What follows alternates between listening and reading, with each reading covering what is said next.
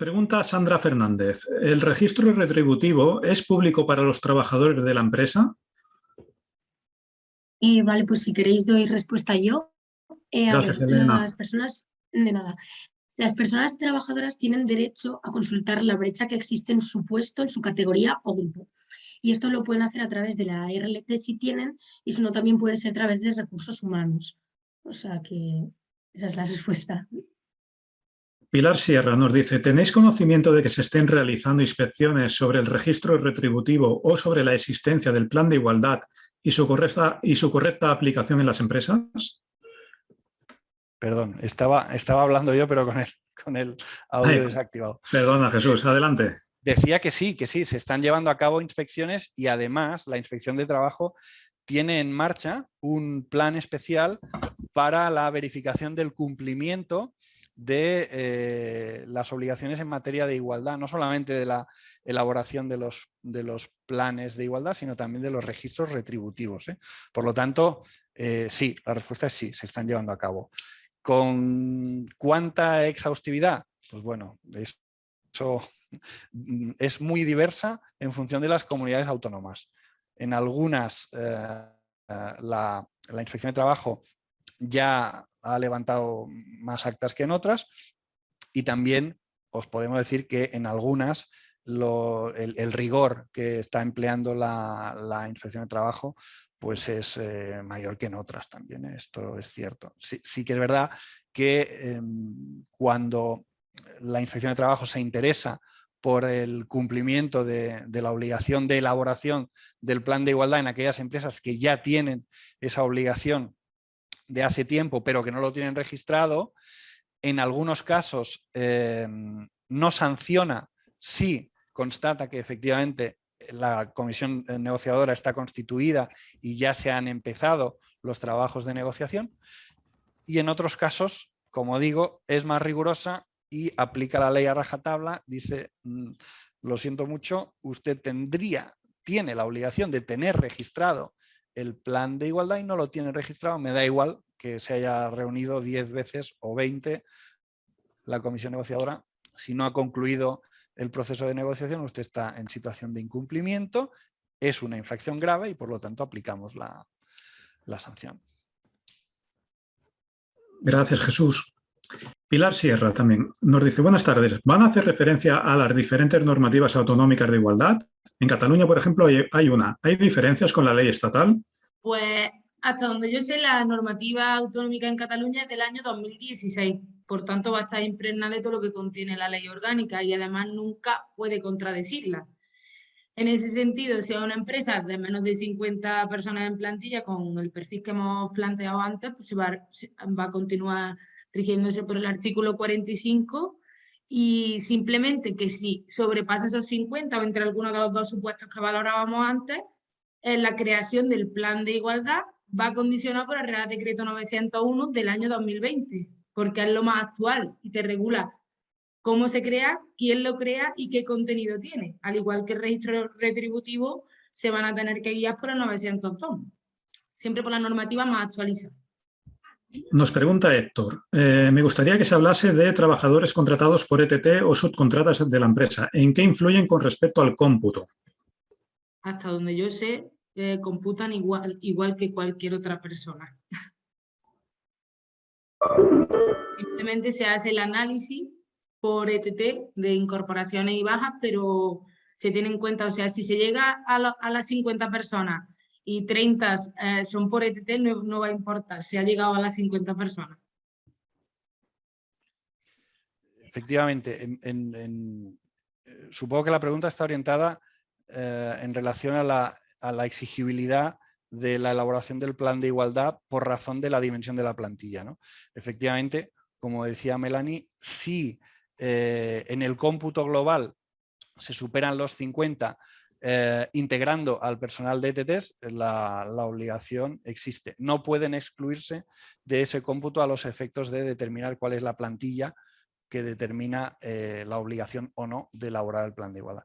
Y por otro lado, también no solamente esto tiene incidencia en materia de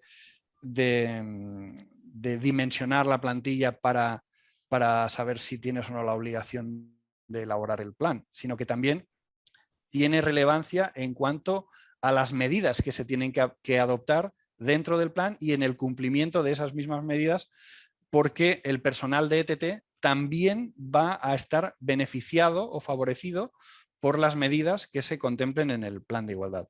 En este sentido, la ley de empresas de trabajo temporal establece un principio de equiparación entre las condiciones de trabajo del personal propio de plantilla de la empresa usuaria y el personal de la empresa de trabajo temporal. Sandra Fernández nos dice, resumiendo, para menos de 50 trabajadores sería obligatorio el registro retributivo y un protocolo de acoso, ¿verdad? Por eso es obligatorio para menos de 50 tanto protocolo como registro como el manual de gestión. Alba nos dice, a mí me gustaría saber si para optar a una subvención en empresas de menos de 50 es obligatorio hacer plan o solo basta con el manual. En ese caso hay que elaborar el plan. Si no existiese otro tipo de obligación sería de manera voluntaria, pero tiene que contar con un plan de igualdad y tiene que estar registrado. Carmen Díaz nos dice, dudas sobre sanciones. ¿La inspección laboral es la que decide si se suspende, se devuelven o se inhabilita el acceso a las bonificaciones de la Seguridad Social durante los 6 meses siguientes? ¿Puede decidir aplicar todas estas sanciones accesorias a la vez o decidirá una según gravedad? Es la Inspección de Trabajo la titular de la potestad sancionadora. Por lo tanto, solamente la Inspección de Trabajo puede adoptar esa medida. Y a la segunda subpregunta, aplicará ambas, la sanción principal y la sanción accesoria en la medida en que la empresa esté disfrutando de esas bonificaciones o de esos beneficios en materia de programas de empleo. Cristina nos dice, el manual de gestión para la igualdad al final es como un símil del plan de igualdad, pero que en el caso de no tener representación legal de los trabajadores, ¿lo puede gestionar unilateralmente la misma empresa? ¿La vuelvo a formular? Voy yo. Oh, vale. Gracias. Vale, nada, comentaros que el manual es una cuestión que se crea a nivel interno en la empresa y no tiene que ser negociado. La negociación sería para el plan en sí. Eva nos dice, buenas, he llegado un poco tarde y no sé si se ha hablado del tema. Querría saber un poco más en qué consisten los sistemas de gestión de igualdad y cómo se solicitan. No hemos trabajado este tema, Eva, en esta jornada de hoy. En todo caso, me puedes poner por el chat tu nombre, tu correo electrónico y te damos toda la información que necesites. Mónica Seara nos dice, ¿una empresa de menos de 50 trabajadores sin RLT puede tener un plan de igualdad? Pues Mónica, si quieres doy respuesta yo. Rubert, a ver, si no cuenta con RLT tiene que ir a sindicatos, es decir, por ejemplo los mayoritarios, comisiones obreras, y a partir de ahí negociar ese plan de igualdad. Pero siempre debe estar negociado si no cuenta con una RLT la propia empresa, y esto quiere decir también que si tiene varios centros, la empresa hay uno de esos centros en los que no hay RLT, se debe recurrir también a sindicatos. O sea que siempre tienen que estar en todos los centros representada la plantilla de la empresa. Si me permitís, esta es una pregunta relevante y muy recurrente. ¿Qué sucede en aquellas empresas en las que se tiene la obligación de elaborar el plan de igualdad, pero no se dispone de interlocutor porque no tenemos representación legal de los trabajadores, no tenemos RLT? Como acaba de explicar, no sé si era Elena o Melanie, perdón, no está bien. Elena, disculpa. Como acaba de explicar Elena, la solución que el ordenamiento laboral establece para estos casos es efectivamente recurrir a la interlocución de los sindicatos más representativos, ¿vale?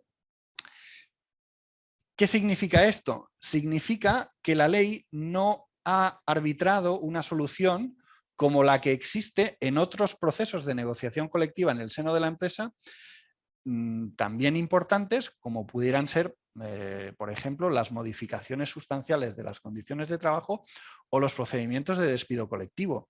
En esos casos, en los que la ley también obliga a la empresa a llevar a cabo un proceso de negociación, un periodo de consultas, la ley permite que, si no hay representación legal de los trabajadores, por y entre los propios trabajadores de la plantilla se escojan lo que la ley denomina representantes ad hoc, es decir, representantes solo para ese proceso de negociación.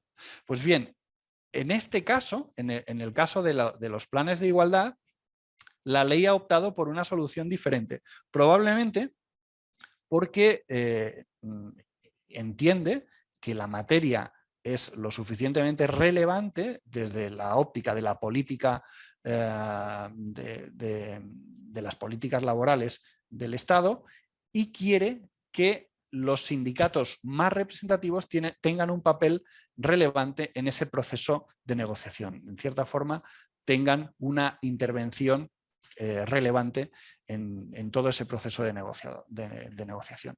Por lo tanto, y con esto concluyo, es necesariamente así. Si la empresa no dispone de representación legal de los trabajadores, habrá que solicitarle a los sindicatos más representativos que, en un plazo determinado que establece la ley, se personen en la empresa o pasen a formar parte de la comisión negociadora.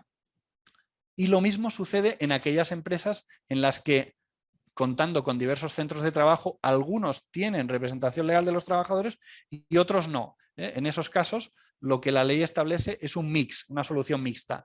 Los centros que cuenten con comité de empresa o con delegados de personal estarán representados por la RLT, y los que no estarán representados por los sindicatos más representativos, estableciéndose unas fórmulas de ponderación para la representatividad de unos y otros centros, ¿vale? Gracias, Jesús. Carmen, en relación a esto, nos dice: la posibilidad de selección de representantes ad hoc para la negociación de un plan de igualdad, ¿en qué ley está recogida? Bueno, pues justamente es eso, no está recogida, lo que acabo de explicar.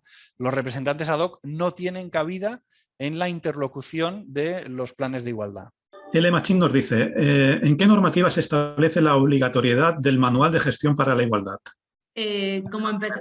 Como al principio estuvimos comentando, ¿vale? El artículo 45 de la Ley 3/2007 es el que establece la obligatoriedad de tener medidas para favorecer la igualdad y el deber de evitar la discriminación, ¿vale? De ahí emerge la necesidad de crear un documento con ese conjunto ordenado de medidas que se denomina Manual de Gestión para la Igualdad.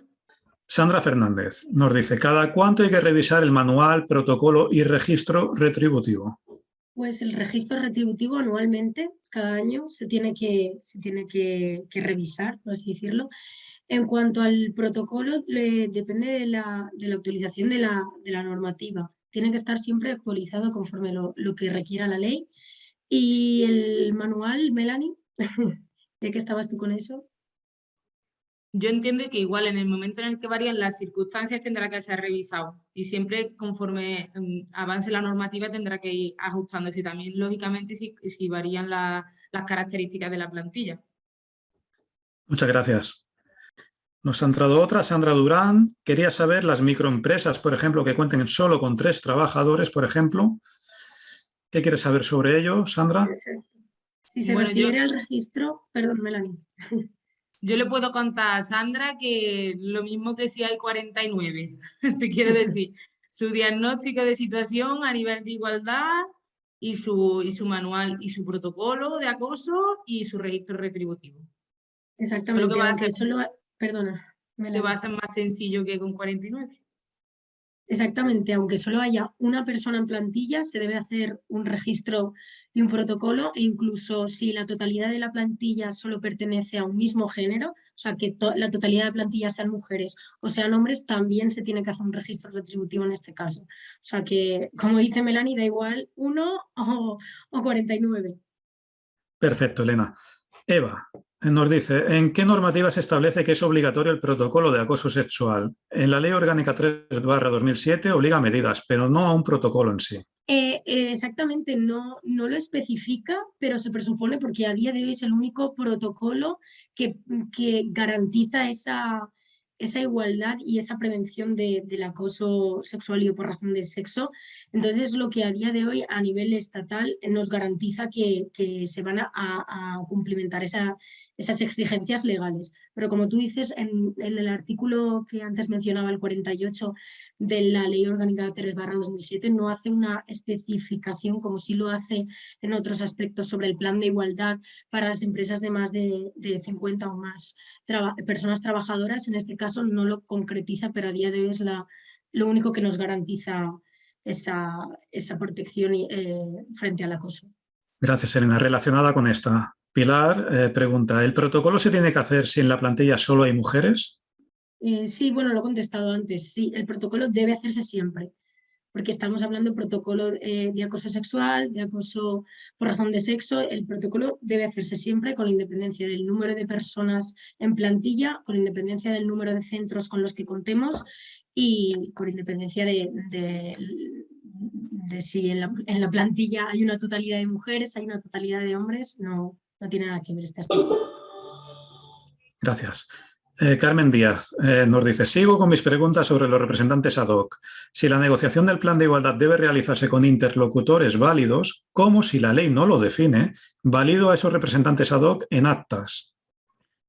Imposible, no los puedes validar.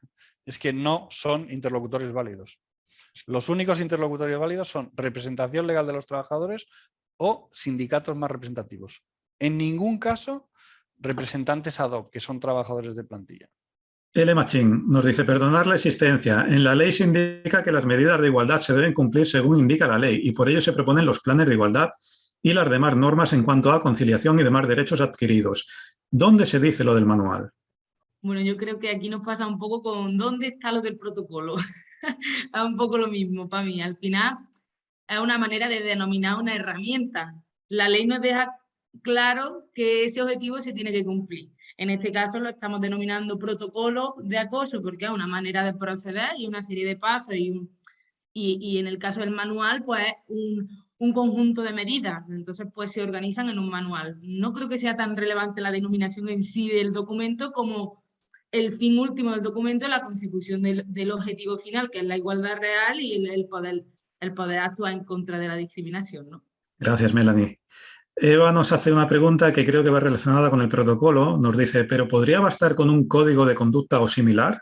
A ver, Elena, si me permite, yo pienso que al final el hecho de darle un nombre específico cuando se trata una temática o una materia concreta, lo que hace es poner en valor la actuación desde la empresa en ese sentido, ¿no? Al final un código de conducta es muchísimo más amplio que un protocolo contra el acoso, que es mucho más específico y por tanto va a tener medidas más concretas. Pienso yo, Elena, apóyame.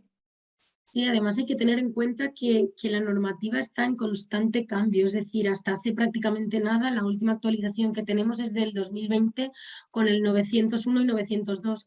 Antes de eso, realmente las empresas estaban un poco perdidas en qué cosas deben contener, por ejemplo, esos planes de igualdad. Ahora la legislación ya la normativa ya nos pone un poco esos márgenes.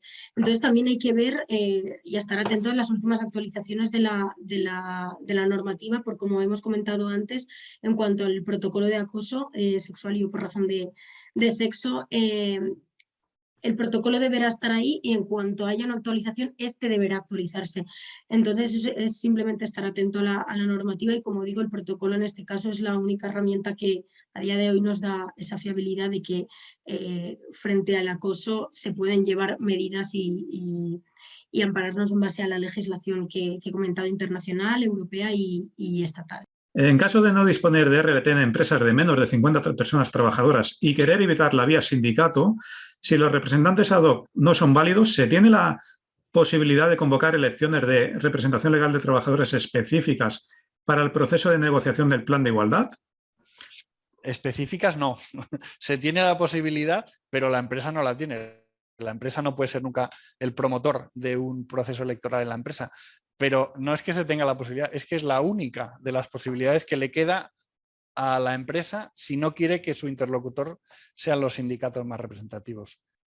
Tendrá que propiciar que en la empresa alguien tenga bien convocar un proceso electoral. Pero no solo para el plan de igualdad, sino para la representatividad de los trabajadores en cualquier aspecto de la relación contractual que tienen con la empresa.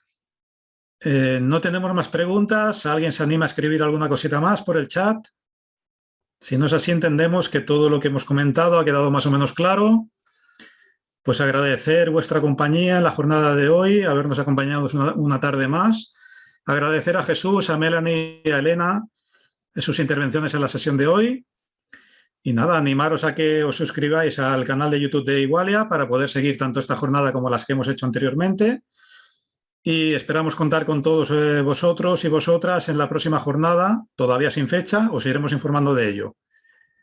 Muchas gracias y nos vemos en la próxima. Adiós, buenas tardes. Muchas gracias. Buenas tardes. Adiós, muchas gracias.